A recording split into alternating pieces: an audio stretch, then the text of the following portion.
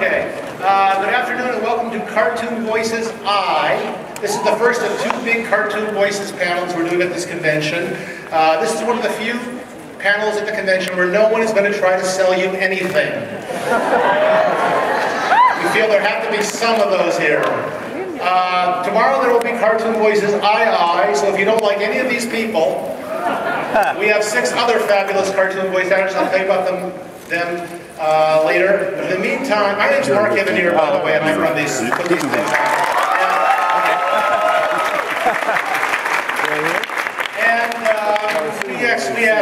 I am fascinated by cartoon voices. I direct cartoon voices, one of the things I do, and I am fascinated by the talent these people have. They are amazing, as you will see. So you will like these people, and you'll like the people tomorrow as well.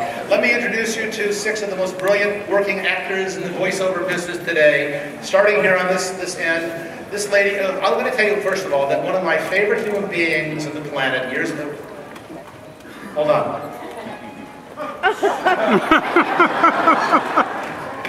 Vibrate. Thank you. I'm sorry. That's somebody wanting to see if I need them on the panel. One of my favorite performers over the years. How many people remember the wonderful man named the amazing Carl Ballantine? Yes, well, this is the talent is hereditary. This is a second generation. This is his daughter. She is on the show. She was on in Batman Year One. She was Bruce Wayne's girlfriend. She's in the video game Guild Wars. This is the Saratoga Ballantine.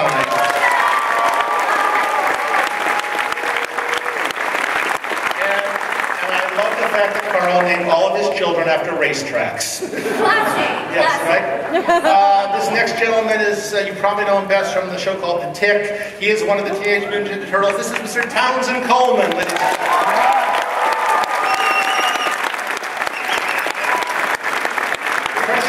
Lately on Team Fortress 2 Medic, and also he is now the new cast of Okay, so this side of the room likes Thundercats. This is Mr. Robert Atkin Downs. Anybody here ever heard of a show called Pinky and the Brain?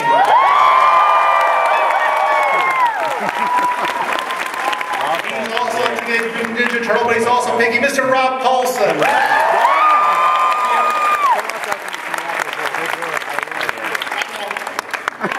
heard her on Rugrats, you've heard her on Powerpuff Girls, and about 104 other shows. She's Miss Tara Strong.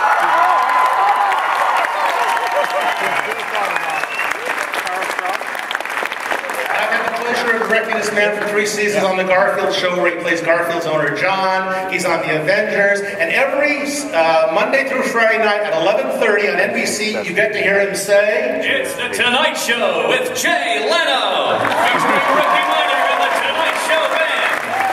This is Mr. Wally Winkler, ladies and gentlemen.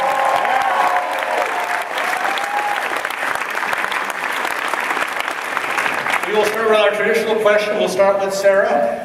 I want to know, tell us some of the most famous voices that people ask you to do, characters you've done lately or people love, and then I want everybody to tell me one obscure job you had, either voiceover, dubbing, looping, that we didn't know was you. And when you tell us about it, we're all going to go, oh, that's that person.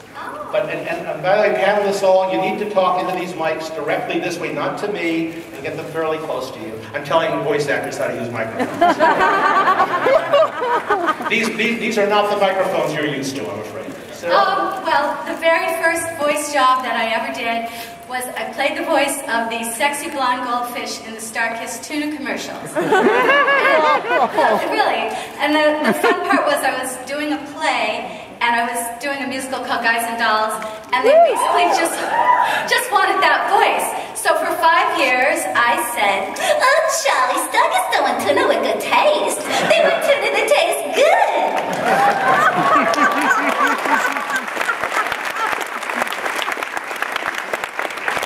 So that was, that's where it got me going. And then an obscure one that nobody knew was me. Well, I usually tell us some more shows here. You were on one of the Spider-Man shows? I was on the Spider-Man series, the one on the Marvel Spider-Man with Christopher Barnes and Ed Asner. Yeah. And the one from the 90s, the really good one. And how I got that part was I wrote my own because they had run out of scripts to give me. They kept bringing me back and trying all these different scenes. And they finally said, Sarah, is there anything you'd like to say as Mary Jane? And people say, what voice did you use? And I go, I sounded just like this. This is the voice that I use. But I ended up writing my own piece, and that was how I got that job, which was fantastic and really, really the most fun. I'd sit around the room and go, I'm the only person here I've never heard of. There's like, not Eli Wallach, but Martin Landau and Mark Hamill and all of these famous people, and I'd be like, hello. And then, obscure things. Obscure. Well, I'm not known for being sophisticated and elegant, but I was able somehow one day to convince Nordstrom, a fine company, that I could be the voice of Nordstrom. And that was simply by lowering my voice, and I did that for a very long time too, but every time I would work for them, I had to really do a mental adjustment, because my basic energy is right about here. But I was able to adjust it, and that's the most fun part about doing voiceover, is that you can really explore all the facets of your personality. And some people have amazingly huge facets. I have a smallish facet, but yet it seems to work, and it's so much fun. It's just so much fun.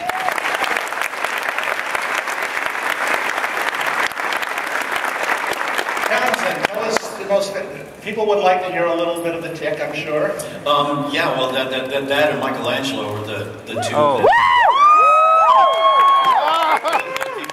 that people tend to ask for. So that, could you do Michelangelo's voice? And I'm like, all right, just kicking it here in the turtle lair.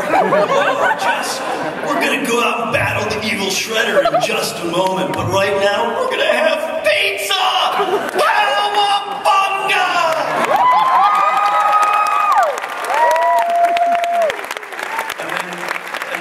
Invariably, the Tick is also asked for, and it's basically,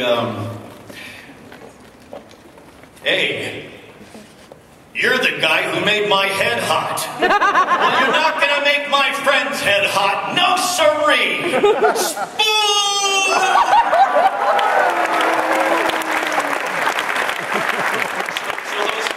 So those are probably it. But every so often, somebody will come up and mention some obscure show that I had done. And, when you did Wayne Gretzky on ProStars, man, that was like my favorite. I did that. Or, Space Cats or Inspector Gadget. What did Wayne Gretzky sound like? Sounded just like me. They didn't want him Canadian. They just, it's just me talking. It was the same when I did Teen Wolf. So, years ago, back, Robbie and I have worked on so many shows together. And I think one of the very first shows, besides Inspector Gadget, you and I did yeah, I know. Help me out. You and me and Pat. It was you and me and Pat. You mean the turtle? Saber Rider. Oh, Saber Rider, the Star Sheriff. And Robbie and I were also both brother ponies together on My Little Pony. Yes. That was right before we did Fraggle Rock. Fraggle Rock, yes. And that's another one that people ask for. Do Gobo. Wembley, your rock dust allergies all in your head. Of course, Rob was Boober. I was Boober. I just like to say boob. Okay, so something obscure. Obscure. Tell them about the world of doing promos, doing promo announcements. Well, I spent 16 years as the voice of all the comedy promos on NBC, up until about 2 years ago. So all that must-see TV stuff, and right all up to 30 Rock and The Office and Community and all those shows. And I also Can you give us a demonstration of your NBC promo? Oh my gosh! It's just Thursday on Friends, only on NBC. But every night too for that 16 years, I was doing the promos for Jay Leno. So. Congratulations, Wally. No. Promo. I'm doing promo for the Hub now, and I do the daily promos for Live with Regis and Kelly. But he's retiring, and I don't know what's going to happen to that. But obscure. One of the very first jobs I did back in 1985 was for an attraction down at the MGM Studio Tour down in Florida. And it's this attraction where you go in and they give you headphones, and it's a binaural thing. So you don't watch anything, but you listen to this like 3 or 4 minute bit. And it was all recorded binaurally in this house over in Hollywood with one of these dummy heads. You know, it's got the microphones in the ears. And so basically that's you. You're the dummy when you put these headphones on. And I think it was called Sound Stations or something like that. But I still get people going in and saying, I heard your voice. You played Flavio on this thing down at the theme park at Disney. And I said, yeah, that was pretty obscure. Oh, and then also, I don't know if you remember the 7-Up dot, the little red dot. Cool spot. Yeah. Yeah, it's a You know, so I mean, that went on for like 7 years, and they made video games out of it, arcade games, and that's pretty obscure. Robin. Okay. Well, there's a lot of Thundercat fans out there, right? I'll start off with this one. Ancient spirits of evil, transform this decayed form into Mamra, the ever-living!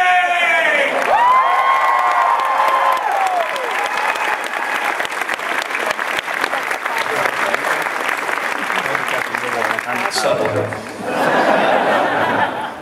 I had to write some of them down. And then, any Gears of War fans out there?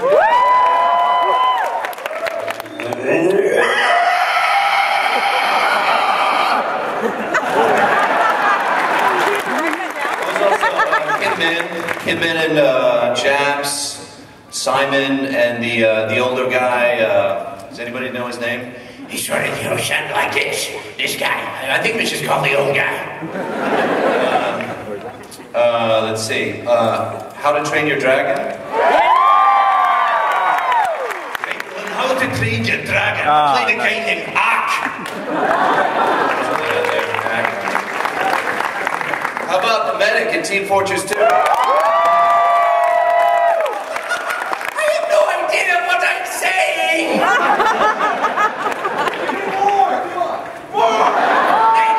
I don't know, Archimedes! The Prophet of Regrets in Halo. Anybody killed it? In the Avengers series, Hoplite, Abomination. Und Baron von Zimmer. Uncharted? In the next portion, I played the character, Atok Navarro. And then I was Tenzin in the second one, I'll be Talbot in the third one. And then there was sort of Gary on the regular show. Any regular show? Metal Gear. I played Miller on that. Travis Touchdown, No More Heroes? No More Heroes. I don't even know, he kind of sounds like me a little bit. I don't know. Brutal Legend. Of course, Ratchet and Clank. And Captain Slack. All right, Captain.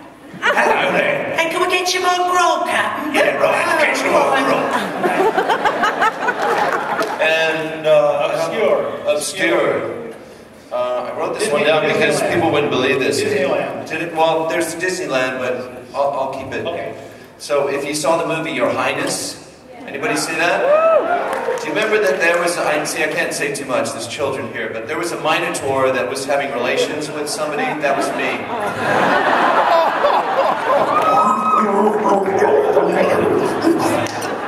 Something like that. But you can hear me in the new Star Tours ride. Please keep your droids with you at all times.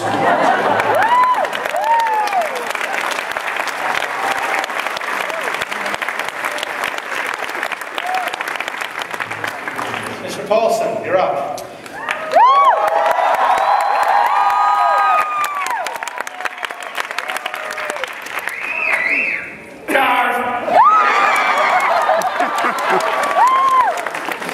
To do this to get me in trouble in 5th grade. I have had the good fortune of spending quite a bit of my life on this planet with Mr. Coleman over there, having done Teenage Mutant Ninja Turtles for a couple hundred episodes-ish, right? In which I got to be Raphael and would say things like, "Shredder, you tin-faced geek, get back here and taste cold turtle steel!" I'm actually in love, well, in real life too, I mean, who isn't? But on Fairly Odd Parents, I get to be in love with Vicky and I play a guy named Mark Chang. Who is from Yugopatamia. And then, of course, I've got the band The Good Force of Big Pinky for quite a while.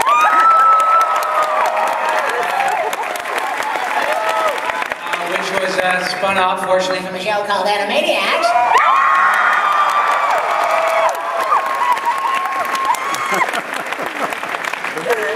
I dig your shades, bro. You see this little guy up front, he's got these really bitchin' shades. Is that your pizza, too? You bought your own pizza? You know, you got 50% of the turtles up here, for Christ's sake.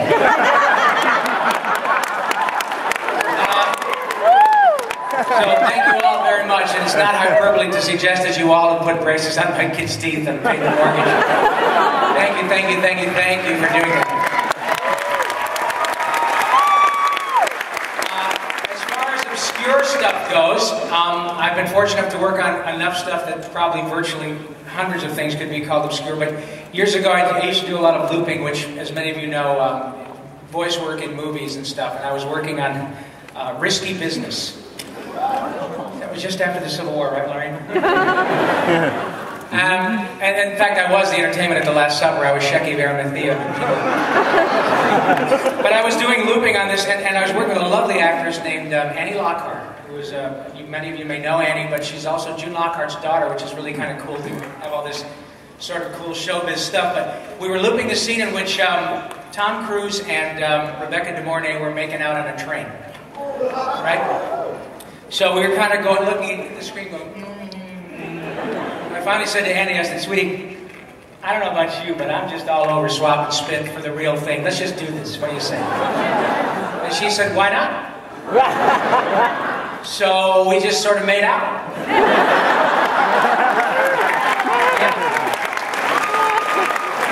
Just sort of made out for about 20 minutes, and then I got a check.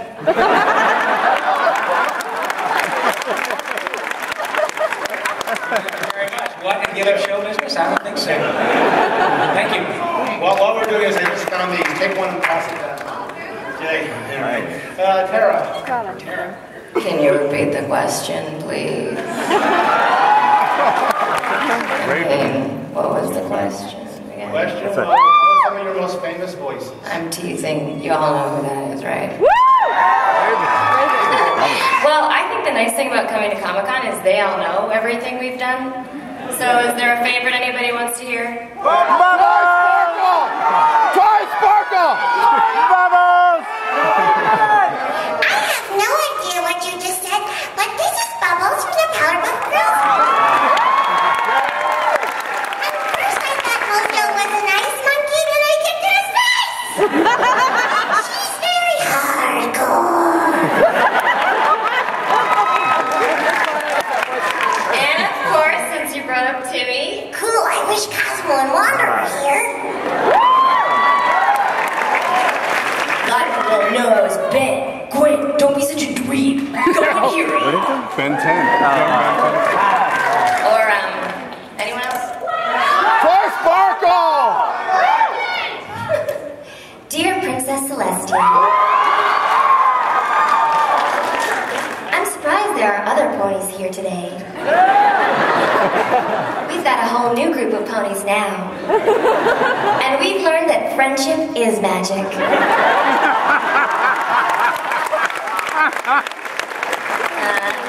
And of course there was the Rugrats where I pooped for my money. Hi, that's mine.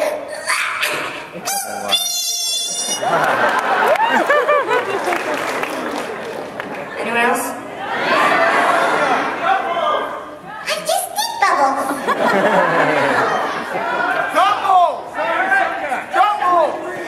Kylie! Any other Ghostbusters here? No.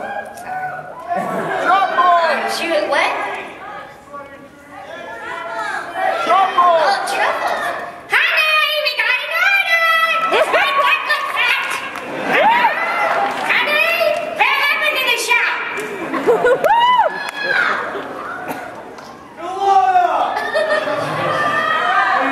There's another one. What happened to that show? Symbiotic Titan rocked? I mean, you guys rock. It's so nice getting fan mail from everyone, and I love coming to con and meeting everybody, and thanks to Twitter and Facebook and getting to talk to everyone and hear how much we touch you guys and you touch us and touch us later, and we love you and touch you later too. And obscure things, you know, I started when I was 13 in Toronto, and a lot of people don't know that Hello Kitty had a voice. That was my first job. And then I did, Hello Kitty's Furry Town Theater is proud to present The Wizard of Oz. And of course Beetlejuice with Claire Brewster and Bertha, if anybody remembers that one. Do it.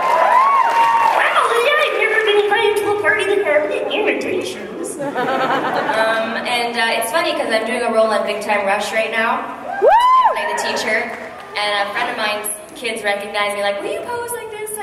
On the show, and so her kids told her all the shows I do, and she's like, oh, okay, all right. Not really impressed. And then we heard a Payless commercial, and we're like, oh, that's Mom. She's like, oh, you're the Payless girl? Of all the things that get you excited, buy one, get one half off everything, only at Payless.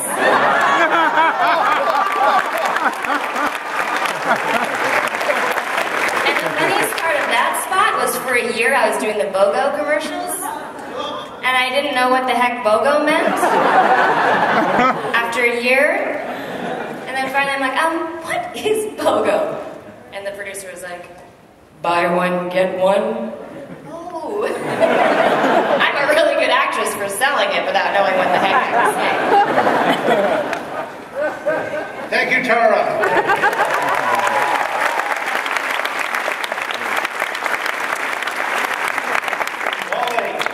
Tara, I'd be careful touching Rob like that. I hear he'll make out with you for scale. Anybody watch the new Avengers Earth's Mightiest Heroes? Tony, science is meant to help people, not hurt them.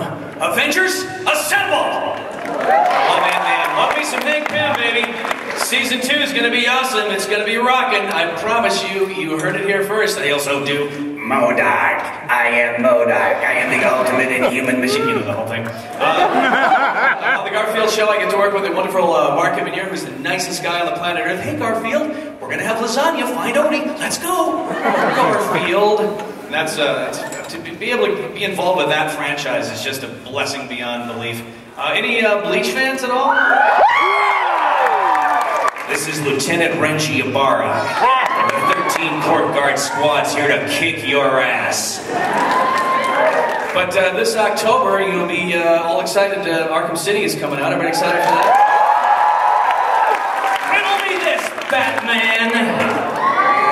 These riddles are far too complex for a mind such as yours, Dark Knight. You'll know that I'm better than you.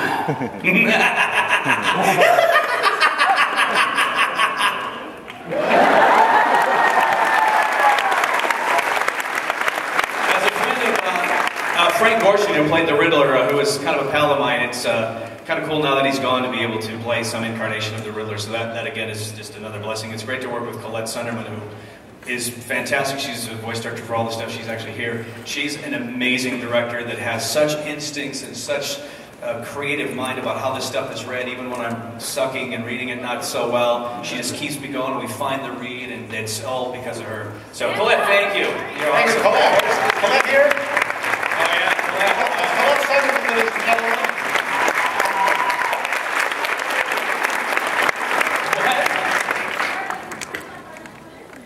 Yeah, Tara's Harley Quinn, that's right. Mr. J, thanks, Colette, for giving me a shot at the role.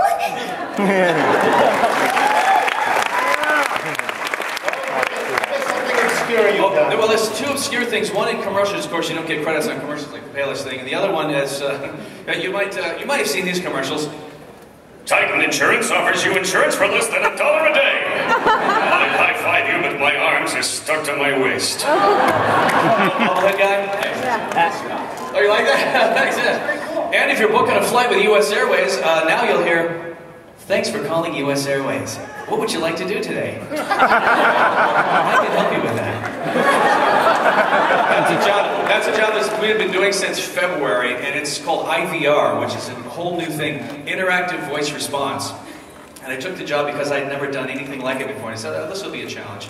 And it's so much of a challenge that at times it gets frustrating, but it's all music, and I think everybody on this panel probably is musical and sings at some point. But it really is all music because they have to take words that you recorded in February and March and April and June and put them all in the same sentence, and they all have to sound like it was just said yesterday. So it's a fascinating, fascinating field. So US Airways, yeah.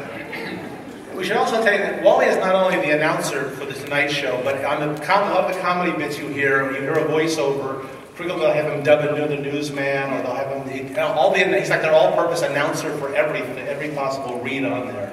He's all throughout the show. Yeah, this is the great thing. The Tonight Show had never worked with a utility voice actor before. They had an announcer, but they would hire separate guys to come in and do their comedy bits. So they started, they found out I was on Family Guy and figured I could do a bunch of... Family Guy fans? Anyone? Well, Ernie, I hate it when you eat cookies in the damn bed! So they said, well, he might be able to do some other stuff other than just announce. So aside from opening the show, which only is 25 seconds, but you got to be really good in those 25 seconds, otherwise it's all over. But they also have me come in early. I'm on call, basically, like Townsend can attest to when you're a promo guy. Didn't you quote the phrase, it's like golden handcuffs? Was that you? Yeah. Yeah. It's like they have you. They pay you a lot of money, but they have you. It's golden handcuffs. So it's impossible to go away. Yeah. It's the same with the Tonight Show. They'll call me, wake me up at 9 in the morning, and I'll go in and do stuff. But it's the greatest job in the world. I'm so thankful to be able to work with Jay. But thank God for ISDN now, huh? So, Wally, that's your favorite job you have? So far, yes, that's the absolute favorite. Because Jay is he's an amazing guy.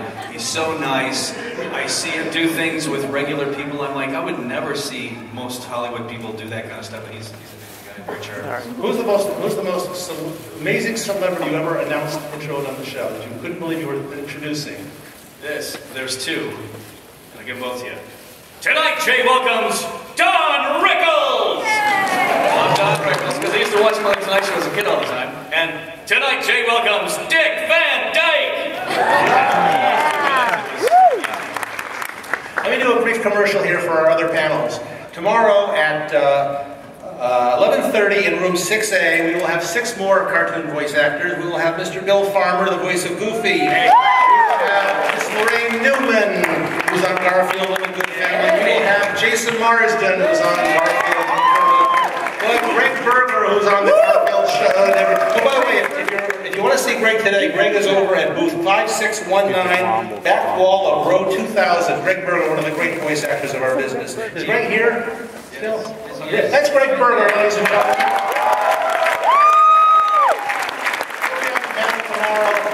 And also from the Garfield show, if you ever seen these two little bratty kids, we have Minerva and Drusilla. They're run by Laura Summer, who's sitting down here. Laura, take a bow.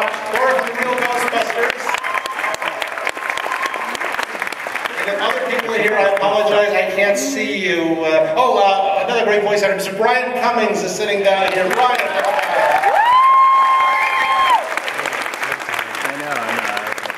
So we'll have Bill Farmer, Lorraine Newman, Jason Marsden, Greg Berger, Vanessa Marshall from the Avengers show, and I have just added Mr. Chuck McCann.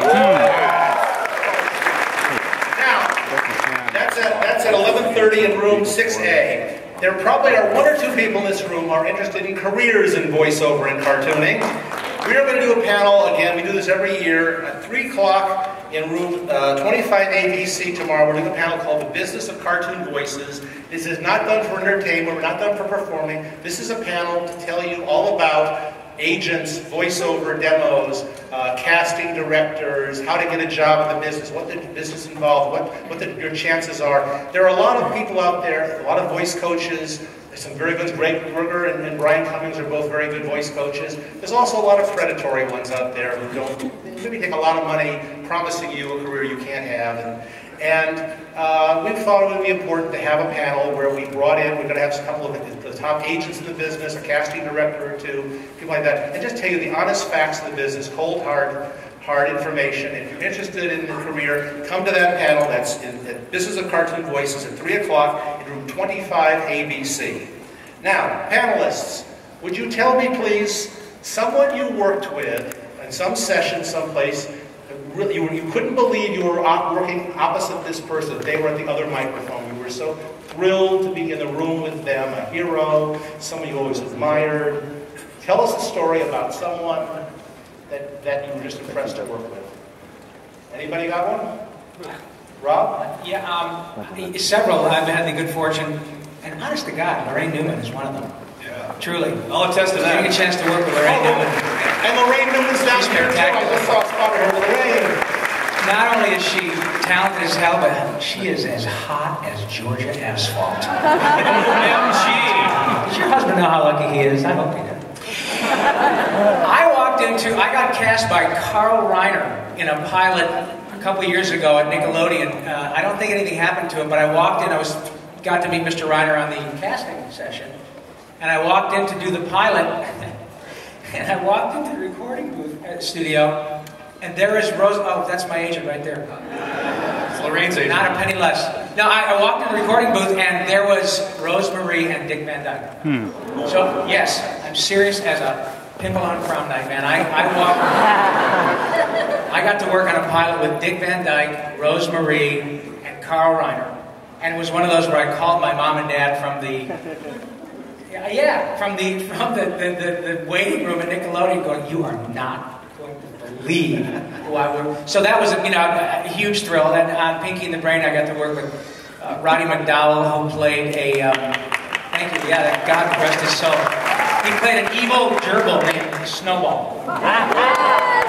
And he was an absolutely delightful gentleman. And then I got to play opposite, also on Pinky and the Brain, Olivia Hussey, who, oh Jesus Christ, I'm telling you, for those of you who have not, I think the definitive Romeo and Juliet, directed by Franco Zeffirelli, and Olivia Hussey was probably 15 at the time of the movie, and she came into Pinky and the Brain, was probably in her mid-50s, and her skin was like alabaster, and she was absolutely stunning.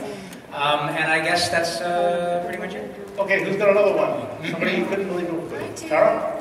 Well, when I first moved to LA, I was so excited to book The Little Mermaid Part 2. And I'd done TV and film with plenty of celebrities that work up in Toronto, and when I met Jodie Benson, I burst into tears.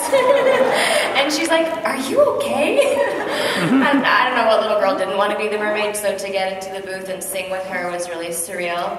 I did a pilot with Dustin Hoffman before he did Kung Fu Panda, which was really fun because he was totally freaked out. And everyone here will attest to the fact that a lot of times big on-camera celebrities come in and freak out when they see what we do. Especially if Welker's. Yeah, so those are probably my two favorites. But we had a lot of big celebrity casts come in on Teen Titans, which was a lot of fun. Anybody got one? Yeah, well, actually one came from this guy here, Mark Evanier. He casts Stan Freberg in a lot of stuff on the Garfield show. The great Stan Freberg, ladies and gentlemen. And the lady that's dabbled in voiceover, I don't know, you may have heard her name, June Foray. So Stan and June were playing an older couple that John Arbuckle had to have an interaction with, and Mark Evanier took us back to a couple of lines so we could redo a portion of it. And he hit the intercom, and he says, okay, June, Stan, Wally, go back. And I said, did I just hear my name in a room with that group of people? Oh my gosh. I will never forget it as long as I live, and it was quite a moment because they are the greatest.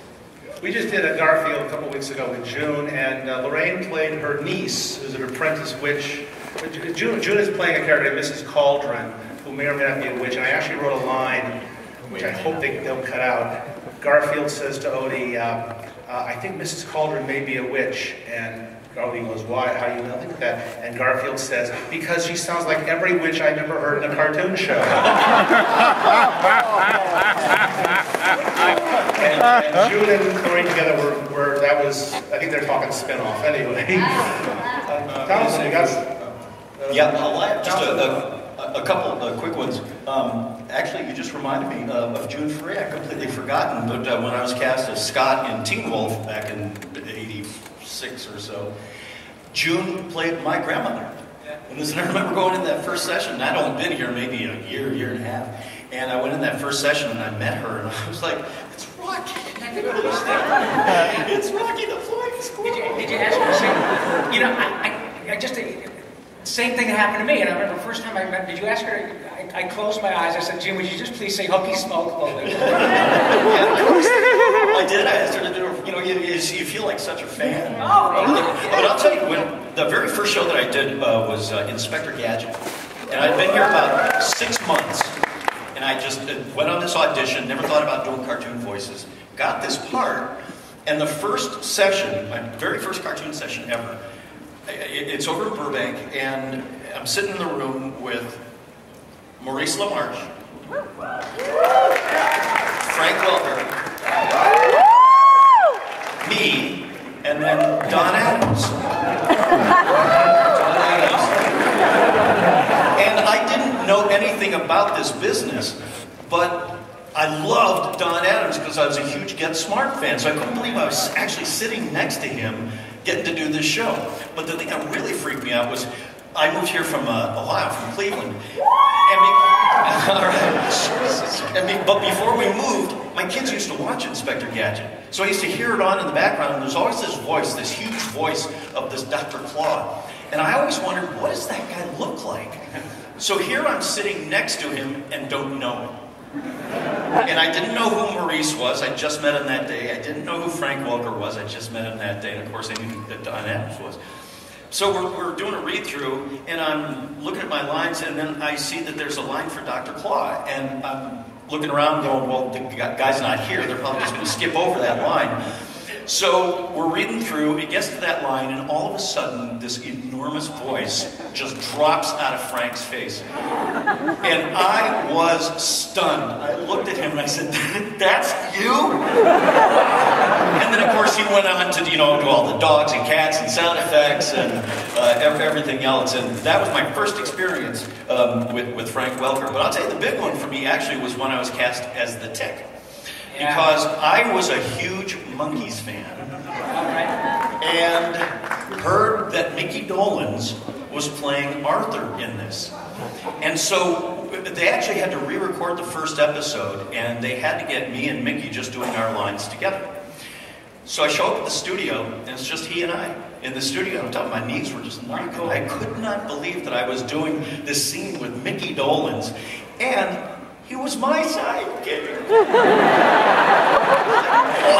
man. We worked with a lot of great people. Fireside Theater was on Phil Proctor. Yeah, those guys are just amazing. A lot of great. Robin, you had somebody. Yeah, I just wanted to say that I started voiceover probably in 2001, and before that I was doing on camera. I was in some sci-fi stuff like Babylon 5 and whatever. But I always wanted to get into this industry, and I didn't know how to do it. I just sort of went through the paces. But for me, it's working with all these guys. I mean, because seriously, I grew up on these cartoons, and I get to work with these incredibly talented actors, in the studio every day, and it's just, it's really just great being up here, and it's wonderful to be a part of this voiceover world.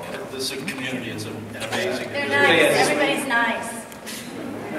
They're usually nice. It's true. They are. The nicest people. They are. I truly, and I sound, it's really maudlin, I suppose, but it's true. I work with people that I would choose to be my friends. And you mentioned Welker. Yep. I remember a line of yours about him early on when you say, "This is the guy you just hate to love." Yeah, because he's so incredibly brilliant, and he's so incredibly humble. You think the guy was just like your bricklayer or your plumber. To talk to him, if you were just talking to him and didn't know who he was, you'd have never in a million years would you imagine he is who he is and does what he does. And that's virtually true for pretty much everybody that does this. I mean, Ryan Cummings is here, lovely guy, Greg Berger, all these incredibly talented guys. I mentioned like Jason Marsden and just Maurice, my friend Brian, is one of the nicest humans that's ever drawn a breath. And Jess Harnell, Tress McNeil. I mean, Tara. But she's just so damn cute. You can't. No, but seriously, they're just the nicest bunch of people, and we're pretty lucky that we do this. I have occasionally tried to hire actors for certain roles, and sometimes the actor will call me in and say, listen, I'll do it if you want, but I have a friend who does that voice real well, and he needs to make his SAG health insurance. He needs the job right now. So hire him to it, and if you don't like it, I'll come by and redo it for nothing. That's happened to me probably a half dozen times. Yeah, and you know what also happened is something similar where you'll say, You know, I do an okay impression of whatever, but I actually do a really bad impression of Jeff Bennett doing a good impression.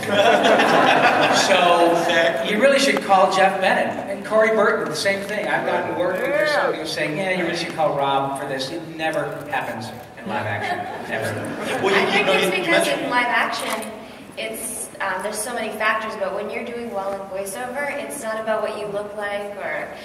You know, it's really about what you can bring to the table and your versatility and your acting. And when people say, you know, what should I do to get into voiceover? I always say start with an acting class. So often someone will say, oh, is it just reading? Isn't that easy? No. You know, we're in the moments. I mean, you can ask Colette or anyone else when we're in the studio. We're not just sitting here reading. We're really bringing these characters to life by putting ourselves in these moments. And I think where there's such an appreciation for our fellow voice actors that do things that blow your mind, like you were saying, Townie, that you couldn't believe that came out of his mouth. And we're so lucky to be around that kind of talent. Well, you know, I'll tell you, if I knew the caliber of talent in this industry, particularly animation, before I got that first part, I probably would have been too scared to even try. Yeah. I mean, it took me several years to start to really appreciate what these people could do, and then I started getting really intimidated. Seriously. You mentioned Jeff Bennett. So many of the people in this business are impressionists, comedians, you know, and have just a brilliant ear, which is something that I can't do. I don't. Me too. You know, and probably some... You know, my better characters were me trying to do an impression of somebody that didn't sound anything like who I was trying to do. But came up with something. I don't even bother when they ask for impressions, because it's Maurice and Jeff and Corey and those guys, Frank. They just, like I said, I do bad impressions of very good impressions. Well, let's show people what these people do. We're going to do a script here, folks. They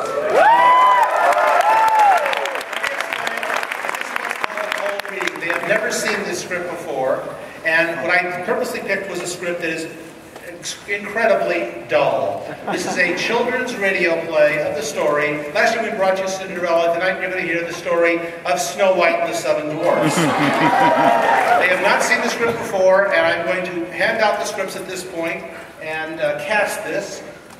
Sarah, you are playing the Queen. The evil Queen. Okay. Thompson, you are the narrator and dwarf number 7. Dwarf 7! That's better than Thug 2. The priest, dwarf number 1 and dwarf number 4. Woo! Rob, you are the huntsman, dwarf number 2 and dwarf number 5. Okay, it's typecasting again. Yes, okay. You get to be. Is it a princess? Snow White. Wow. It is. Dwarf number 3 and dwarf number 6. All right. Now, as I said, they have not seen the script before, and what we're going to do on this is I'm going to let them pick whatever voices they want, but I'm going to play director here. If I don't like the voice you do, or I think you can do better, I'm going to say change, and I want you to just change and redo this. The line you just read, do it again in a different voice, and we'll keep changing. We find voices we like for these characters. Now this applies to everyone except the narrator. Townsend, yes, sir. I would like you to read every narrator line in a different kind of read. Oh my goodness. Imagine that each of those is a different studio session, you have a different director, they want a different voice. Every narrator line is a different person. Okay. If it was easy, anyone could do it. All right, I'm going to give them a moment to mark their scripts here. What can I plug here while we're in that time? By the way, Mark, where's my Airstream? My trailer? I'm supposed to have a trailer. It's out But there. kind of dull you're paying me, buddy. I'd at least get a trailer.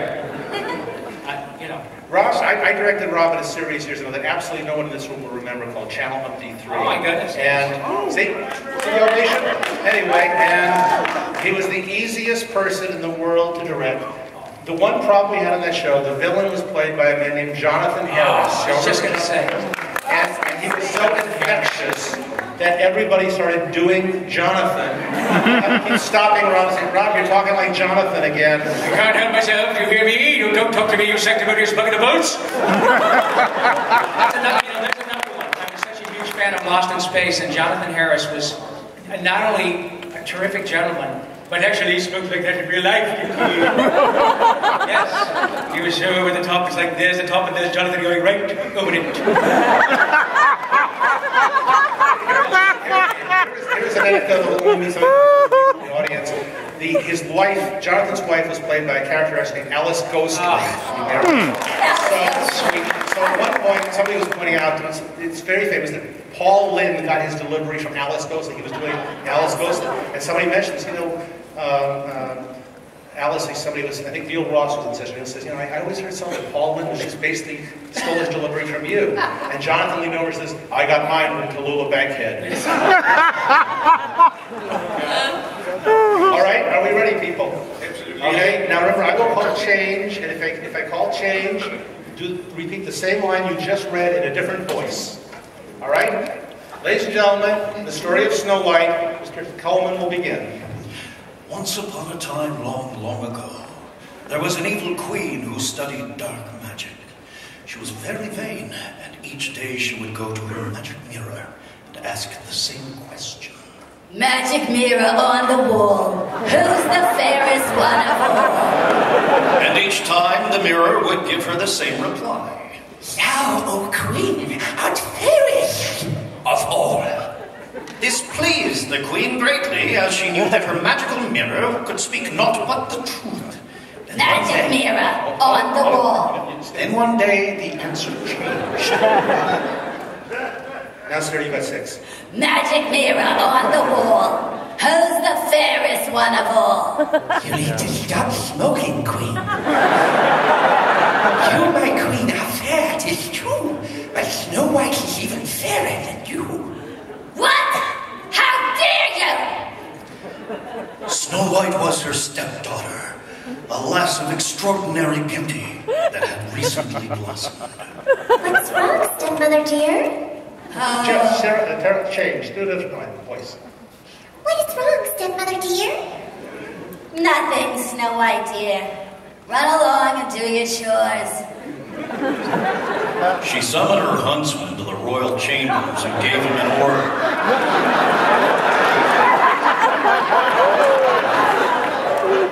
Take Snow White into the forest and kill her! Your Majesty.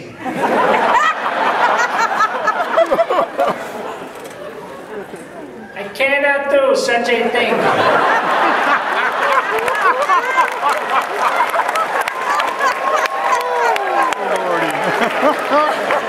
Yeah, well, the huntsman took Snow White into the forest. I think that's right before you said your line. I think we skipped the line here. Okay, but the huntsman took Snow White. It's Sarah's line. Oh, but I didn't get to do my line. Can I do it? I lost complete control. Okay, just let me do this. Okay, it goes like this. The huntsman took Snow White into the forest, as ordered, and managed to draw his knife before his conscience seized control. Then you say your stuff. You will follow my orders, huntsman, and you will bring me her heart as proof you have complied. No!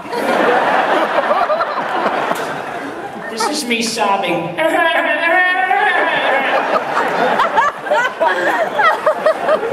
And then pretend I just did my line again. No, I cannot do it. Cannot do what, noble huntsman? Oh, hello. I gotta tell you, I thought the queen was pretty hot, but you're even hotter. I'd be crazy to stab you in the neck. I cannot kill you as the queen ordered. The queen wishes me dead? Oh, it is jealousy, Snow White. Now you must run. Run deep into the forest and hide. I shall take her instead, the heart of a wild boar, and tell her it is yours. Okay, so go on, run. Go. Thank you. Thank you, huntsman. You're welcome.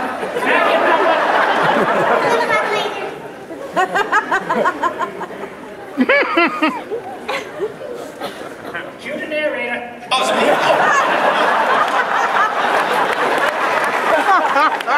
Just thinking.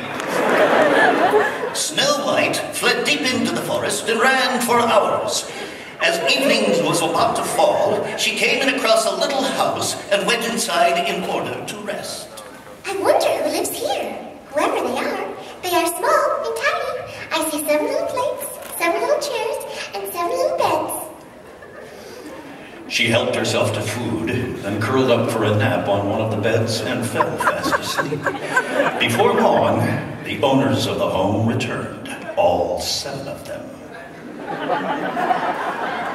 Man, it looks like someone has broken in.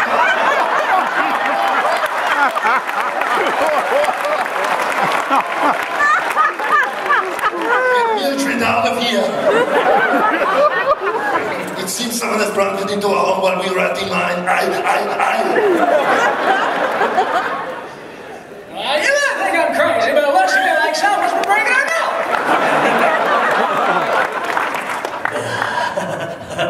Somebody's been, eating our bread.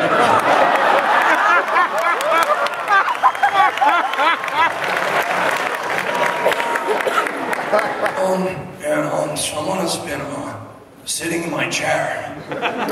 It's not cool. Who could it possibly be? Who is sleeping in my bed? She's hot.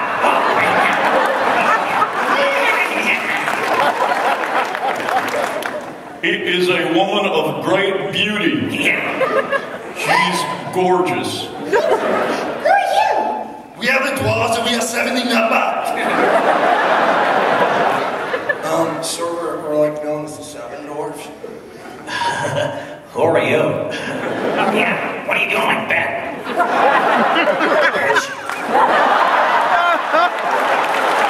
I don't see that anywhere in the script. So anyway, Snow White explained about how her stepmother, that evil queen, had told the huntsman to kill her. That is absolutely terrible. If you let me stay, I can be very handy to have around. We just protect this lovely child is what we do. If she stays here, we can protect her. She can stay here as long as she likes.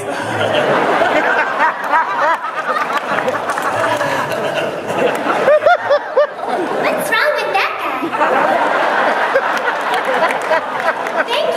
Thank you all.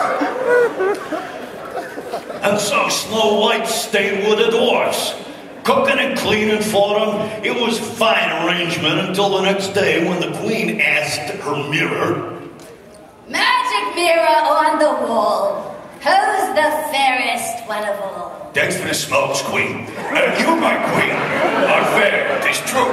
Snow White living in the mountains with the 7 dwarfs is still 1,000 times fairer than you. So What? What? What are you saying, you stupid mirror? Shut up! The girl lives, but I had her killed.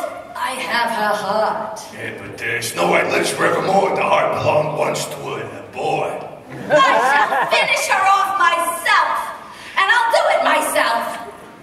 The queen went into her lair of witchcraft where she prepared a poison apple. She also transformed herself into an old beggar woman.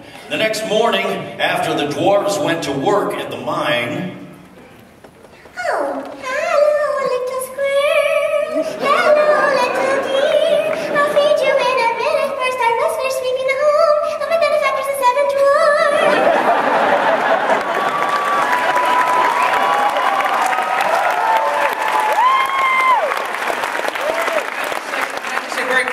It's important to say quickly. It says all it says right here on the script is happy singing. So Tara just said, "Okay, I'll sing." That's pretty good. It's Disney on line 1. Oh,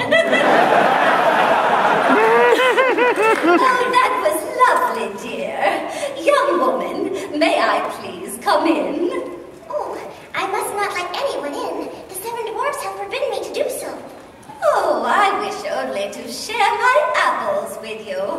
Here, dear, here's one. Well, couldn't see this coming. They do look very delicious. So Snow White knew she could not accept a gift from a stranger, but she was tempted and so she took a bite.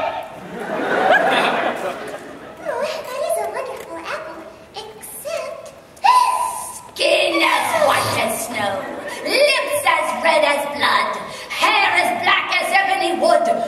A lot of good it all did her. She will sleep for all eternity.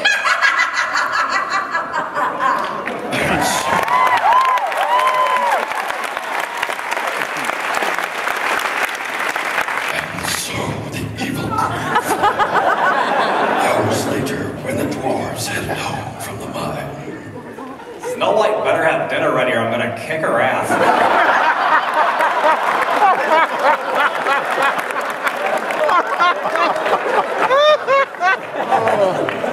That's a total rewrite. That smells like brownies in the oven. I wonder what she's making. It doesn't matter. Yeah, still better than your cooking because you don't use enough fire.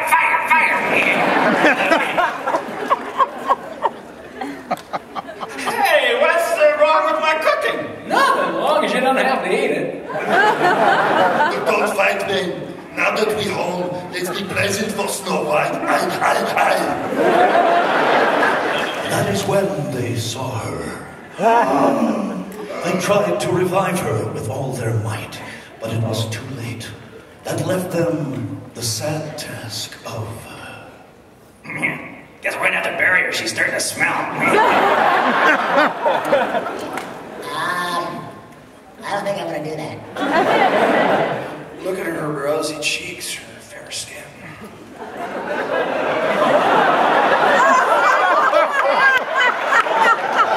It's like Nicolas Cage is just arrived. I think she's dead of form, but not of spirit, Marty.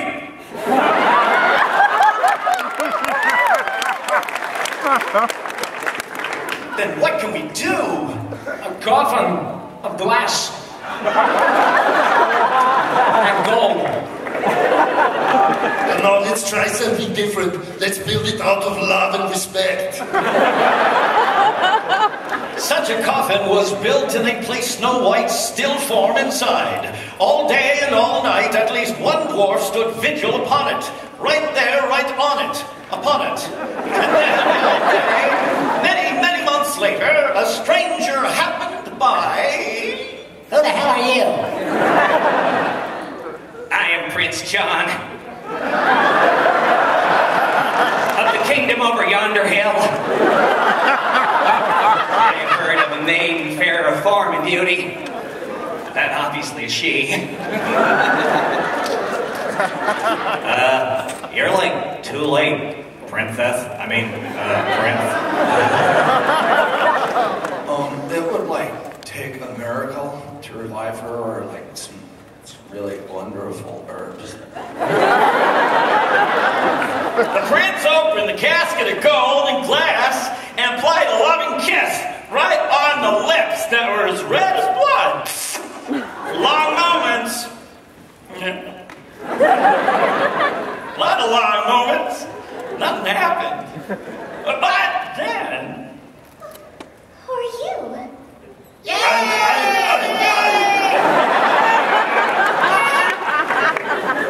My name is Prince John, sweetheart. And I know who you are. You are the woman I've dreamed of all my life, if there's any such a thing. The woman I shall make my bride if you will have me.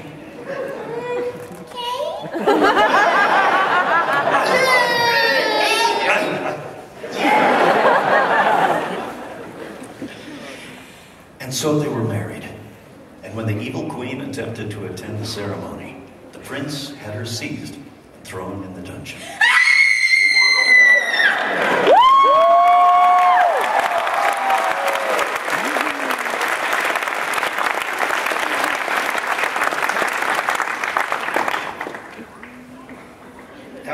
Thank you and good night. The priest. To you, Prince John, take this woman to be your bride.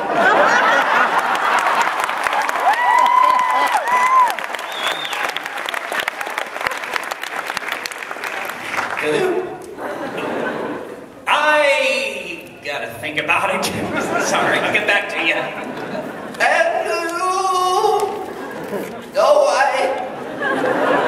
take this man to Will. I do. And now pronounce you very white. And kiss the boy. And so, in typical storybook fashion, they lived happily ever after. They're gonna do it.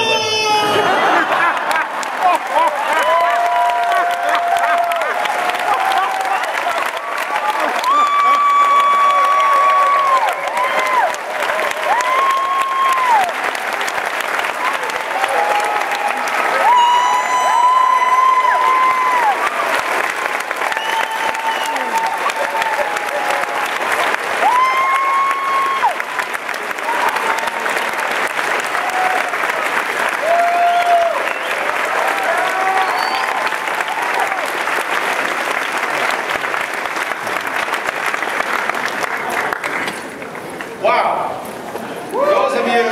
Those of you who are on the panel tomorrow get to do the same script. And you have to top that. And you can't do any of those voices. Panelists, next question. Would you tell me about the voice session from hell? I can do it. The one? Yes. Oh, yes, Sarah? Yes, okay. Spider-Man was my very first cartoon series. Although I've been an actress my whole life, that was my first cartoon. She has a very iconic line to say. Mary Jane has to say, "Face it, Tiger, you just hit the jackpot." And Stan Lee and everybody came to this session because this was, like, Jennifer Tilly really wanted my job. I mean, people wanted this part. So I was a nervous wreck about it, and every time I said it, did you ever read about when Marilyn Monroe was doing Some Like It Hot? She could never say, "It's me, sugar." She kept saying, "It's sugar, me," or "Me, it's sugar." She couldn't get the line right. I couldn't say, "Face it, Tiger, you just hit the jackpot." I was like trembling like this. And Ed Asner told me to close my eyes, just close my eyes for like 10 seconds and imagine myself alone in my room and do it. And it was finally perfect. But it was one of those tense moments where I thought, my head's on the chopping block, I'm going to get fired, but it all worked out, and it was great.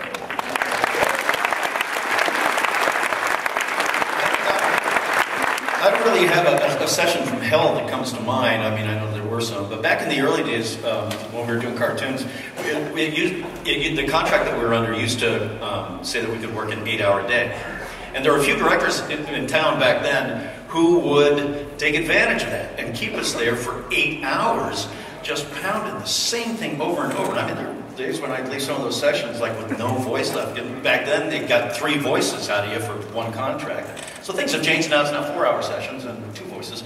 But and then like lots of commercial sessions where perhaps the director or the writer, whoever's producing the spot and directing the talent, doesn't really know what they want. They think they know what they want, but they're hoping that you're going to come up with something that they can go, yeah, that's exactly what I want. And sometimes they'll just have you do the spot over and over. And I remember this one session where it was a radio spot and it was a full 60. And he wanted me to do it all in one piece. And so I did it, and generally by about the second or third take, you've given them what you're going to give them, you know. We did 61 takes of this spot. I mean, we were there seriously for like 2 hours, saying the same thing over and over and over. And I'm usually pretty cool in sessions. I mean, I think we all are. You know, you don't want to lose it.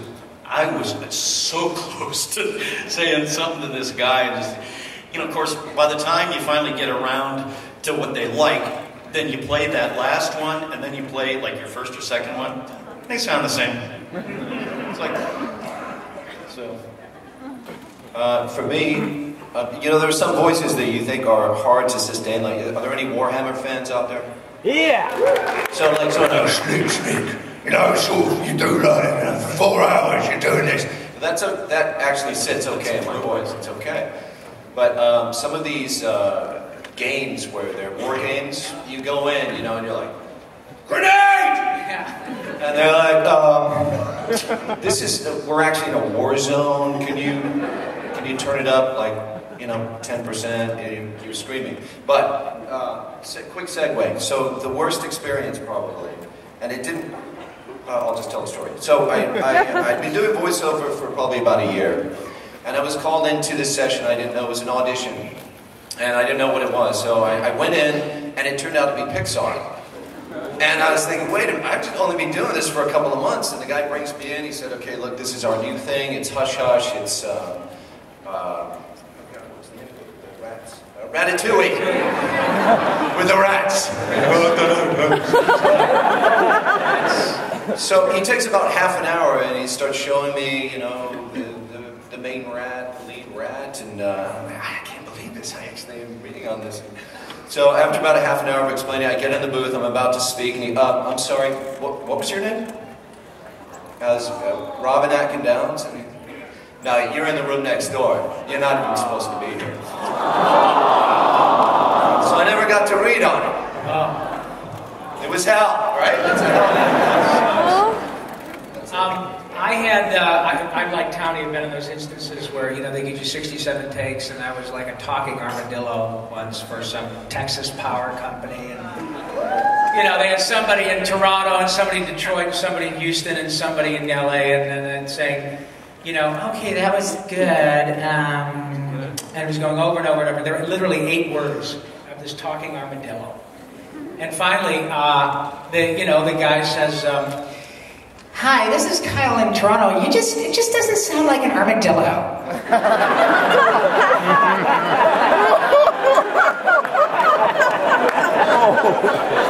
Just doesn't sound like an armadillo.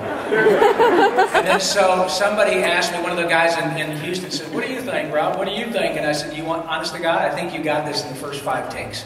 And if you don't have it now, after 78 takes, then you either got the wrong actor, or you don't know what the hell you want. And it's hard to do that, because you don't want to do anything to piss these guys off, because the work is so precious. But it really does get to be silly when it gets to be 60 or 70 takes of something. It doesn't sound like an armadillo. I think we've all had those experiences, especially in games, where the companies think that they don't really need to hire a voice director.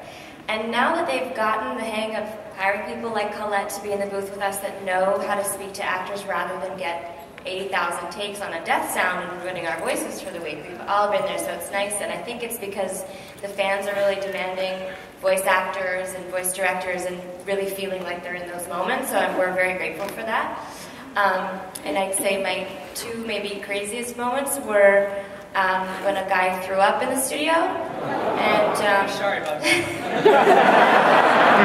I also had a little girl who didn't realize she could leave and stood there going, I'm done, and she was peeing on the floor.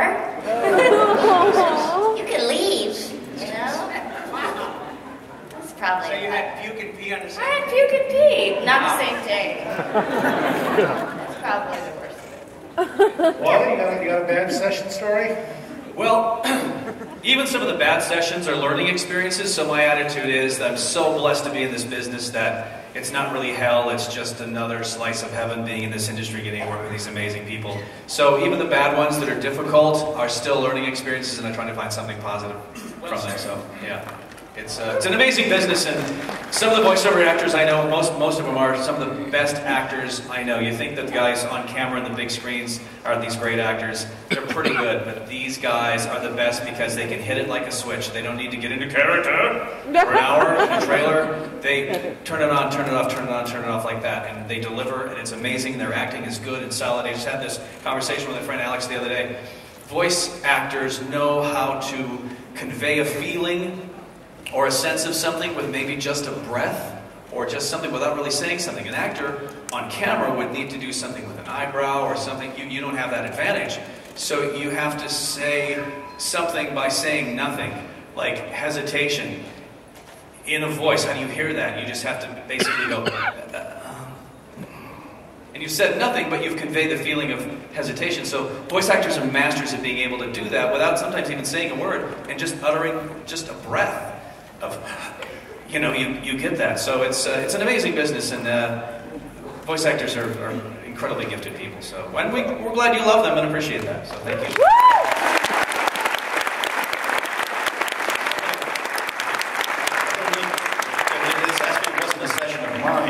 But it was when I was at NBC several years ago. They have a studio down there in Burbank, one of the studios.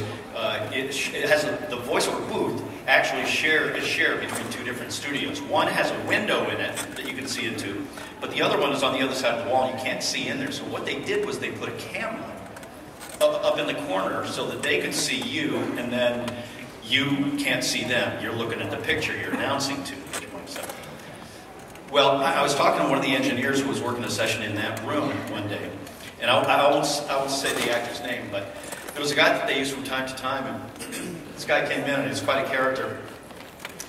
And the recording engineer told me, he said, "You're not going to believe what he did."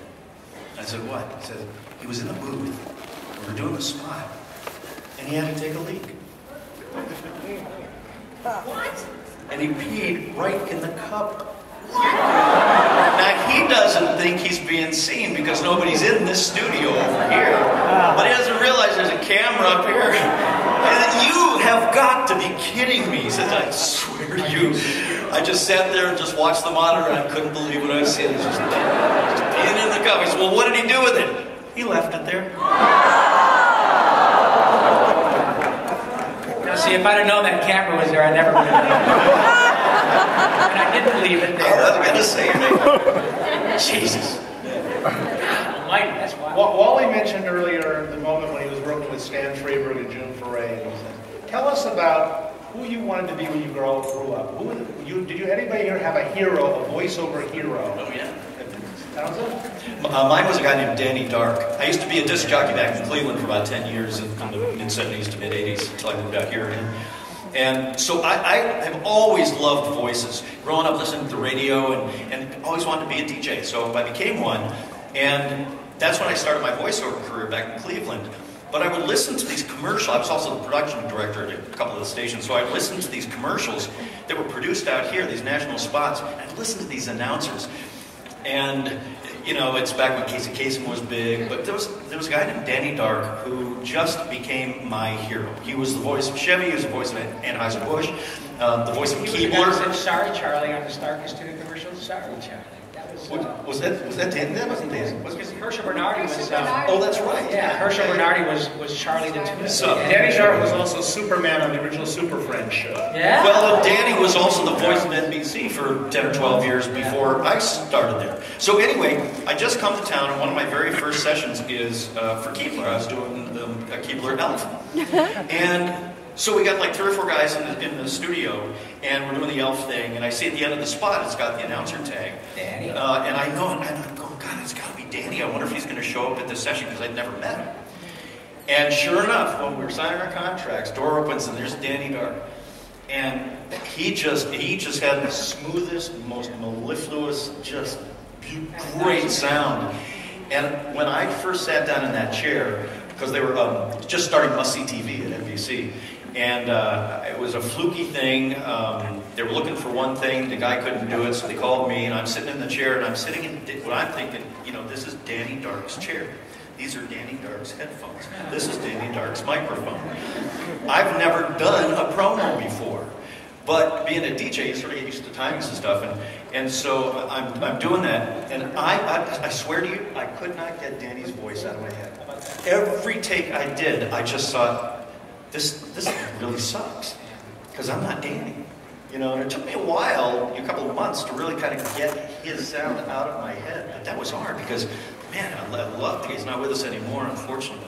But God bless him, he was what a great man, a great guy, and an incredible talent. Yeah, he was, I have to say, you can see Danny on camera in the movie Melvin and Howard. That's right. He and Bob Ridgely played the game show hosts in there. Bob Ridgely show. And Bob Ridgely was doing a lot of promos at that time, too. Yeah, and cartoons. Yes. Bob Ridgely is the voice of Thundar the Barbarian. On the internet, there's an audio tape that's all over the place that's allegedly, people say it's Don Messick and June Foray swearing and cursing in a voiceover session. It's actually Bob Ridgely and somebody else. It's not Messick and June. Anyway. Bob was the, remember, the narrator on Space Cats. That's right. Bobby was something, boy. He was something. I love Bobby. We have another story about a hero like that. Somebody did you? Well, my hero was Peter Sellers when I was a kid. Yes, I'm sure that we all know.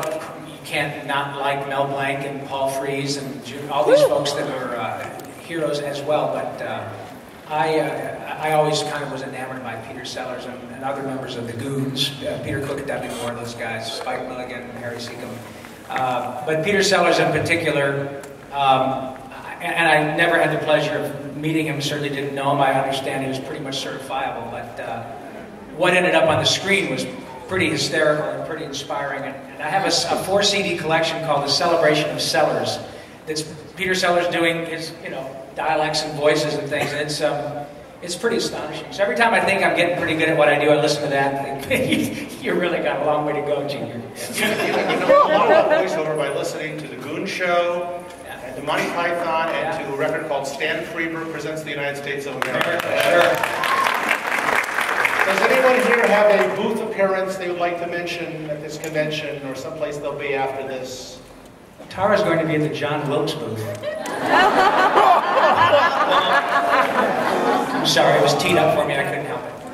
Well, in that case, we're going to adjourn until the voice panel tomorrow. Would you join me in thanking the Saratoga Valentine?